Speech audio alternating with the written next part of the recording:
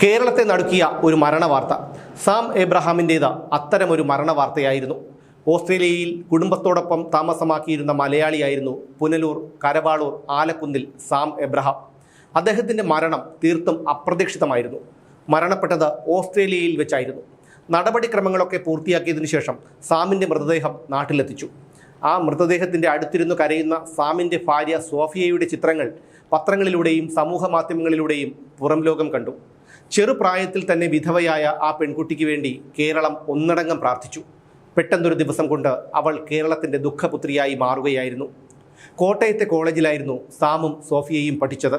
അവർ ഒരേ നാട്ടുകാരും ഒരേ ഇടവകയിലെ അംഗങ്ങളുമായിരുന്നെങ്കിലും കൂടുതൽ അടുക്കുന്നത് കോളേജ് പഠനകാലത്തായിരുന്നു.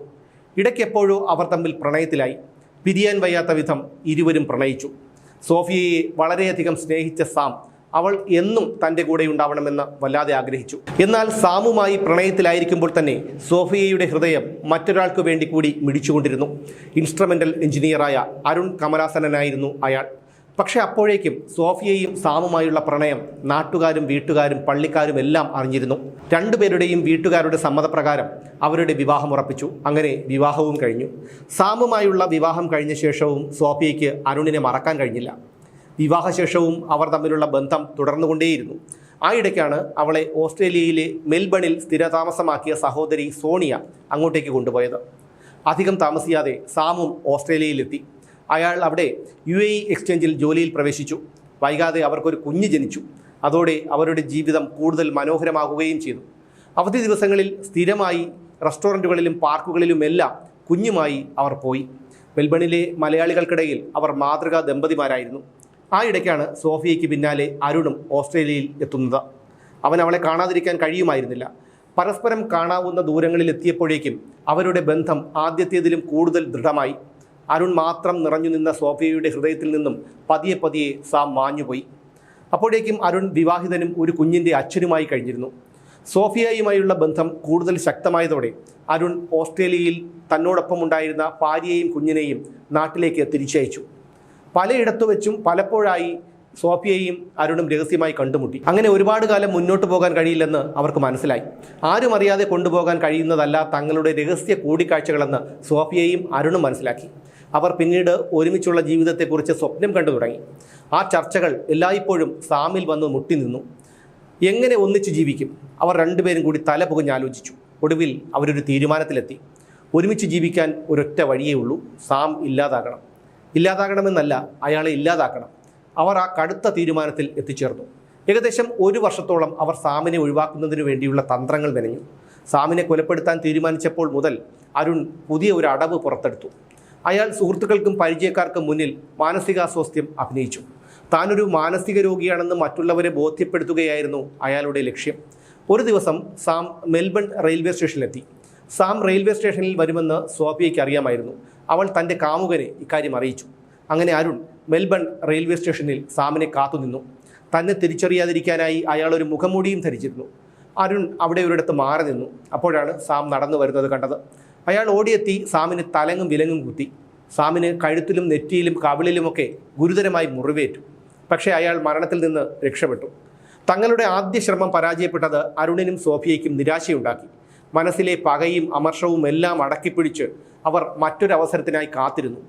ഇതിനിടയിൽ മുറിവെല്ലാം ഉണങ്ങി സാം ജോലിയിൽ പ്രവേശിച്ചിരുന്നു. അതിനുശേഷമാണ് ആരിലും സംശയമുണ്ടാവാത്ത വിധത്തിൽ അരുണും സോഫിയയും അടുത്ത തന്ത്രം മെനഞ്ഞത്. അവക്കാഡോ ജ്യൂസിൽ മയക്കുമരുന്ന് കലർത്തി സാമിന് നൽകി. അത് കഴിച്ചപ്പോഴേക്കും അയാൾ മയങ്ങിപ്പോയി. പിന്നീട് അരുൺ എവിടെ നിന്നോ സംഘടിപ്പിച്ച സയനൈഡ് കലർത്തിയ ഓറഞ്ച് ജ്യൂസ് സോഫിയയും അരുണും കൂടി സാമിൻ്റെ വായിലേക്ക് ഒഴിച്ചു കൊടുത്തു. ആ ജ്യൂസ് നിറച്ച ഗ്ലാസ് തൻ്റെ ഭർത്താവിന് നൽകുമ്പോൾ അവളുടെ കൈ വിറച്ചില്ല. ഭർത്താവിൻ്റെ ശല്യം ഒഴിവാക്കി എത്രയും പെട്ടെന്ന് കാമുകനോടൊപ്പം ജീവിക്കാനുള്ള ത്വരയായിരുന്നു അവൾക്ക്. ജ്യൂസ് കുടിക്കുന്ന സാമിനെ നോക്കിക്കൊണ്ട് ഒരു ഭാവഭേദവുമില്ലാതെ തൻ്റെ ഡയറിയിൽ പ്രണയാതുരമായ മനസ്സോടെ അവൾ അരുണിനു വേണ്ടി വരികൾ കുറിച്ചിട്ടു. പ്രിയപ്പെട്ടവനെ, എന്നെ മുറുകെ കെട്ടിപ്പിടിക്കൂ. ആ കരങ്ങൾ കൊണ്ടെന്നെ ബലമായി അമർത്തിഞ്ഞെരിക്കൂ.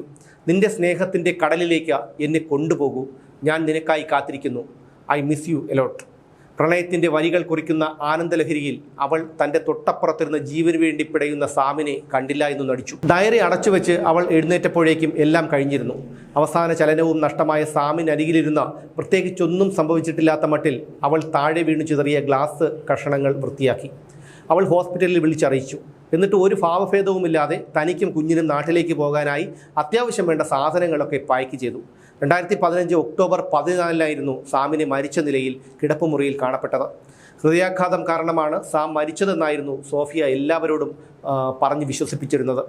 വാവിട്ട് കരഞ്ഞുകൊണ്ടായിരുന്നു സാമിൻ്റെ മൃതദേഹത്തോടൊപ്പം ബന്ധുക്കൾക്കിടയിലേക്ക് സോഫിയ വന്നിറങ്ങിയത്.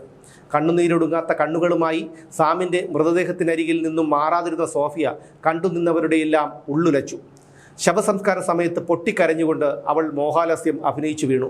ഭക്ഷണം കഴിക്കാൻ പോലും സോഫിയ പുറത്തിറങ്ങി വരാതെ അവൾ മുറിക്കുള്ളിൽ തന്നെ കഴിച്ചുകൂട്ടി. ചെറുപ്രായത്തിൽ തന്നെ ഒരു കുഞ്ഞുമായി തനിച്ചായിപ്പോയ മകളെയോർത്ത് സോഫിയയുടെയും സാമിൻ്റെയും മാതാപിതാക്കൾ ഒരുപോലെ ദുഃഖിച്ചു. ഓസ്ട്രേലിയയിലെ സാമിൻ്റെയും സോഫിയയുടെയും സുഹൃത്തുക്കൾ അവൾക്ക് വേണ്ടി പണപ്പിരിവ് നടത്തി.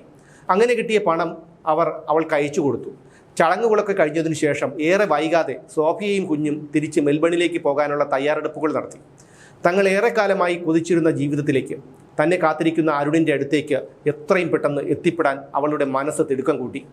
ഏറെ സന്തോഷത്തോടെയായിരുന്നു സോഫിയ മെൽബണിൽ തിരിച്ചെത്തിയത്. എന്നാൽ മെൽബൺ എയർപോർട്ടിൽ വന്നിറങ്ങിയത് മുതൽ അവൾ ഓസ്ട്രേലിയൻ പോലീസിൻ്റെ നിരീക്ഷണ വലയത്തിനുള്ളിലായിരുന്നു. ഇക്കാര്യം അവൾ അറിഞ്ഞിരുന്നില്ല. അതിനകം സാമിൻ്റെ പോസ്റ്റ്മോർട്ടം റിപ്പോർട്ട് കിട്ടിയിരുന്നു. ആ പോസ്റ്റ്മോർട്ടം റിപ്പോർട്ടിൽ സയനൈഡിൻ്റെ സാന്നിധ്യം പോലീസ് കണ്ടെത്തി. രഹസ്യമായി അവളെ പിന്തുടരാൻ തുടങ്ങി പോലീസ്. പലപ്പോഴും അവളുടെ ലിസ്ബണിലെ വീട്ടിൽ ഇലക്ട്രീഷ്യനായും പ്ലംബറായും പോസ്റ്റ്മാനായും ഒക്കെ പോലീസുകാർ വേഷം മാറി എത്തി തുടങ്ങി. മെൽബണിൽ തിരിച്ചെത്തിയതിനു ശേഷം അരുൺ എപ്പോഴും സോഫിയയോടൊപ്പമായിരുന്നു. ഭർത്താവ് മരിച്ച ദുഃഖമൊന്നും സോഫിയയുടെ മുഖത്ത് കാണാനേ ഉണ്ടായിരുന്നില്ല. ഇത് പോലീസിന് സംശയം കൂട്ടി. പോലീസ് അരുണിൻ്റെയും സോഫിയയുടെയും ഫോൺ സംഭാഷണങ്ങൾ ചോർത്തി. ഈ ഫോൺ കോളുകളിൽ നിന്ന് പോലീസിന് കിട്ടിയത് ഞെട്ടിപ്പിക്കുന്ന വിവരങ്ങളായിരുന്നു. കൊലപാതകം പ്ലാൻ ചെയ്ത ദിവസം മുതലുള്ള 2 പേരുടെയും ഫോൺ കോളുകളും മെസ്സേജുകളും എല്ലാം പോലീസ് വീണ്ടെടുത്തു. പിന്നീട് അവർക്ക് രക്ഷപ്പെടാൻ കഴിഞ്ഞില്ല. കൃത്യമായ തെളിവുകൾ ശേഖരിച്ച് രക്ഷപ്പെടാൻ ഒരു പഴുതും അവശേഷിപ്പിക്കാതെ 2016 ഓഗസ്റ്റ് 12 പോലീസ് അവരെ അറസ്റ്റ് ചെയ്തു. വിക്ടോറിയ കോടതി കുറ്റക്കാരനെന്ന് കണ്ടെത്തിയ അരുണിന് 27 വർഷവും സോഫിയയ്ക്ക് 23 വർഷവും തടവ് ശിക്ഷ കിട്ടി. കോടതിയിൽ യാതൊരു പശ്ചാത്താപവും കാണിക്കാത്ത 2 പേരുടെയും പെരുമാറ്റം കോടതിയെപ്പോലും ചൊടിപ്പിച്ചു. ഓസ്ട്രേലിയയിൽ മലയാളികൾക്ക് 4 നൂറ്റാണ്ടിൽ കൂടുതൽ ജയിൽവാസം വിധിക്കുന്ന ആദ്യത്തെ സംഭവമായിരുന്നു ഇത്. അരുണിന് 23 വർഷത്തിന് ശേഷവും സോഫിയയ്ക്ക് 18 വർഷത്തിന് ശേഷവും മാത്രമേ പരോൾ അനുവദിക്കാൻ പാടുള്ളൂ എന്നും കോടതി വിധിച്ചു. 9 വയസ്സുള്ള തൻ്റെ മകൻ്റെ ഭാവിയെ കരുതി കടുത്ത ശിക്ഷ നൽകരുതെന്നും മകൻ തൻ്റെ സഹോദരിയോടൊപ്പമാണെന്നും സോഫിയ കോടതിയിൽ പറഞ്ഞു. സാമിൻ്റെ കൊലപാതകത്തിൽ സോഫിയയുടെ പങ്ക് വ്യക്തമല്ലെങ്കിലും അവളുടെ അറിവോടെയാണ് കൊലപാതകം നടന്നത് എന്ന കാര്യത്തിൽ സംശയമില്ല എന്നായിരുന്നു കോടതിയുടെ നിരീക്ഷണം. സമാനമായ മറ്റൊരു കേസ് തൻ്റെ ഔദ്യോഗിക ജീവിതത്തിൽ മുമ്പൊരിക്കലും ഉണ്ടായിട്ടില്ല എന്നായിരുന്നു ജഡ്ജി പോൾ കോഗ്ലാൻ 45 മിനിറ്റോളം നീണ്ട വിധി പ്രസ്താവത്തിൽ പറഞ്ഞത്. ഒരു ഹൃദ്രോഗ മരണമായി എഴുതിത്തള്ളുമായിരുന്ന കേസായിരുന്നു സാമിൻ്റേത്. പക്ഷേ ദൈവത്തിൻ്റെ കരങ്ങൾ ഇടപെട്ടു. അതായിരുന്നു ഈ കേസിലും സംഭവിച്ചത്.